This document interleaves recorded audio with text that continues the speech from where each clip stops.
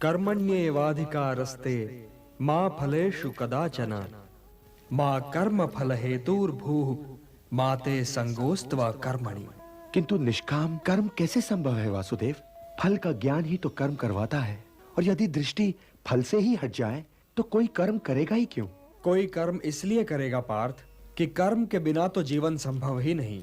कुछ तो करोगे ही, या भोजन करोगे या नहीं करोगे, या भूखे को भोजन करवाओगे या नहीं करवाओगे, या युद्ध करोगे या नहीं करोगे। तुम्हारे पास तो केवल यही विकल्प है कि तुम क्या करो या क्या न करो, परंतु परिणाम तुम्हारे वश में नहीं है पार्थ। कर्म फल तुम्हारे वश में नहीं है। यदि तुम विजय चाहो भी तो यह आवश्यक नहीं कि विजय तुम्हारी ही हो जाए, तुम्हारी पराजय भी हो सकती है।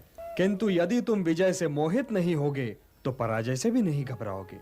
यदि तुम ये सोचो पार्थ कि चाहे विजय हो चाहे पराजय, किंतु तुम तो केवल इसलिए युद्ध कर रहे हो कि युद्ध करना तुम्हारा कर्तव्य है, तो विजय के सुख या पराजय के दुख का प्रश्न ही नहीं उठता। और जो न विजय से सुखी हो और न पराजय से दुखी, वही स्थित प्रज्ञ है। इसलिए हे पार्थ, कर्म के प्रतिफल की चेष्टा न करो। तुम तो केवल वही करो जो तुम्हारे वश में है, अर्थात अपने धर्म का पालन करो।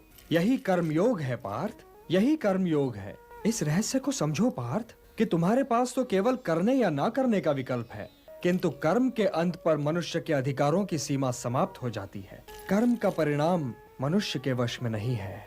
तुम सर्वश्रेष्ठ धनुर्धर हो, परंतु यदि तुम्हारा आखेट तनिक भी इधर से उधर हो जाए तो तुम चूक जाओगे। तुम्हारा अधिकार तुम्हारे वाण संधान पर है, तुम्हारा अधिकार तुम्हारी दृष्टि पर है, परंतु उस मृग पर तुम्हारा कोई अधिकार नहीं जिसकी ओर तुम वाण चला रहे हो। हे धनंजय, सत्पुरुष कभी अपने अधिकारों की सीमा का उल्लंघन नहीं करते, अर्थात अपने कर्म में स्थिर रहो।